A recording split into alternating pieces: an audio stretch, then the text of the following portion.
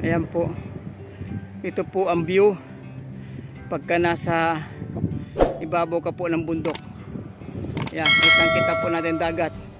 Hanggang doon po tayo sa uba na yun. Ayan po yung beach front. Ito naman po ang view. Kitang kita po ang bubaba. Ayan.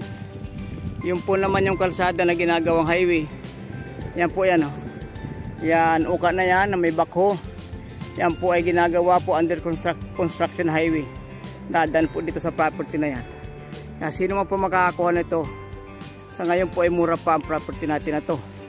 Pagka ito po yung tapos ng kalsada, magmamahal po ito.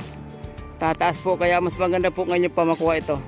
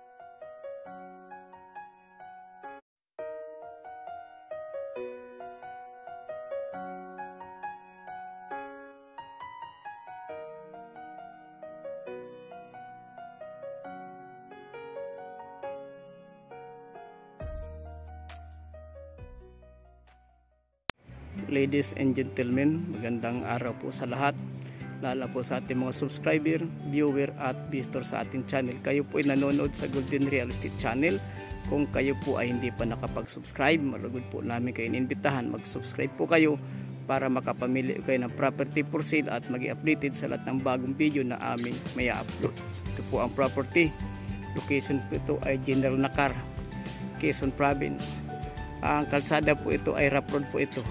Makakadaan lang po dito sa kaya ng mga 4x4 na matataas. At dito po ay may kuryente na. Ang property po nito ay frontage po ito sa dagat, at sa loob naman ng property dumaan po ang kalsada. Ayan. Ito po yung ating beach front. Naka-frontage po tayo sa dagat na more or less ay mga 100 meters. Maganda po ang pagka-beach front natin. Pino at may halo pong pebbles. Yan po yung dagat. Ang dagat po natin ay Pacific Ocean na po yan. Yan po yung ating dagat. Sa mga naghahanap po ng beach front na gustong i-develop as resort, ito pong property na ito ay frontage sa dagat at dumaan po ang kalsada sa gitna ng property. Accessible from Metro Manila. Abutin po tayo siguro more or less ay mga 4 na oras. Ang daan po natin ay yung Marilaki or yung Marcos Highway. Sa ngayon po ay inuulit ko sa inyo, yan po ay rough road pa ang daanan natin at 4x4 po ang passable na sasakyan.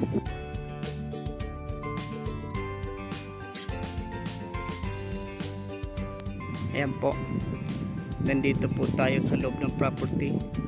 Ito po ay Nyugan. Ang frontage po sa dagat ay more or less mga 70 meters po ito. Ayan po, 70 meters po ang frontage. At may overlooking na portion. At dito po ay mayroon cellphone signal. At mayroon na pong linya ang kuryente. Tungkol naman po sa tubig ay mayroon po tayong tubig dito, spring water, yung galing po sa mga kabundukan. At mamaya po ay kukuha tayo ng video kung banda sa may portion na overlooking, nakita ang dagat at ang property po naman po ay naka-frontage mismo sa dagat. Ito po ang sitwasyon ng beach front niya. May mga bato po dito tayo malaki. Yan po ay mga boulder. Pwede po natin itabihan at kung gagawa po din ng bahay, mga gamit na po natin yan. Yung mga boulder at di na rin po tayo bibili ng mga graba.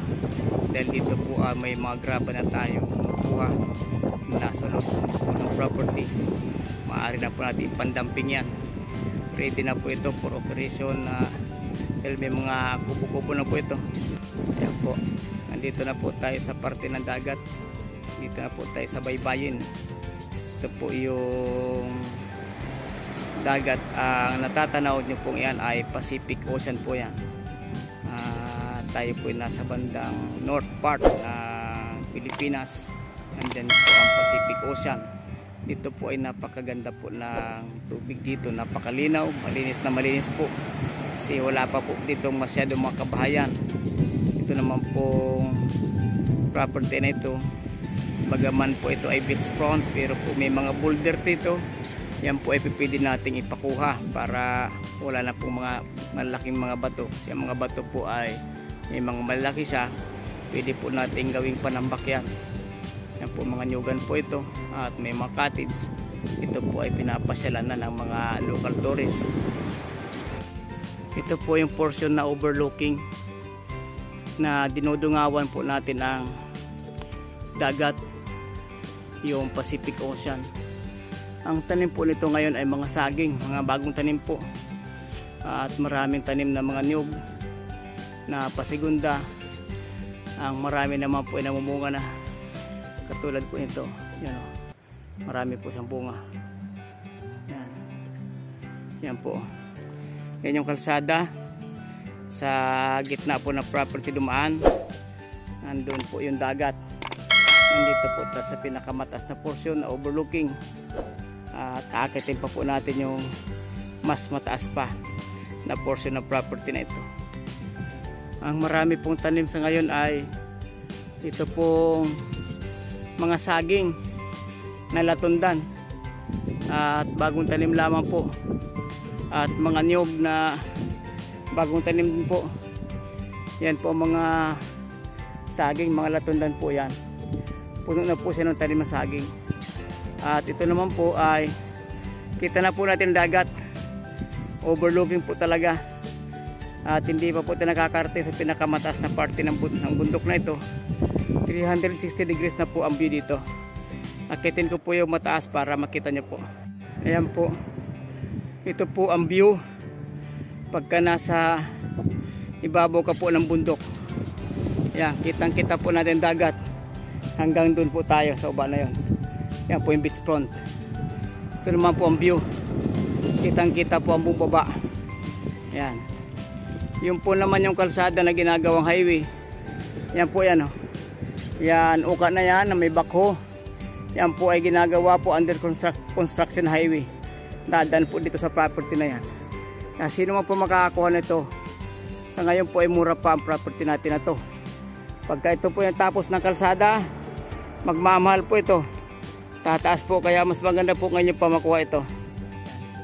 Ito pong nyog na ito ay kasama. Ito po ang nyog, napakarami po bunga sa harapan ko. Yan, oh. Yan po ang nyog. At ito po mga natatanaw natin ng mga nyog na ito. Hanggang doon po ay malayo pa po tayo. Napakalaki po ng property na ito. Yan po. Kasama po ang lahat ng mga nyugan yan. Mabababa pa lang. Wala pa pong 10 taon gulang ang mga yan. Kalakasan po mamunga. Pagka kayo po ay nakabili nito, may income na po kayo rito sa pamamagitan ng ani ng nyug, at pwede po pang kumita tayo sa beachfront or sa mga turista. Yan.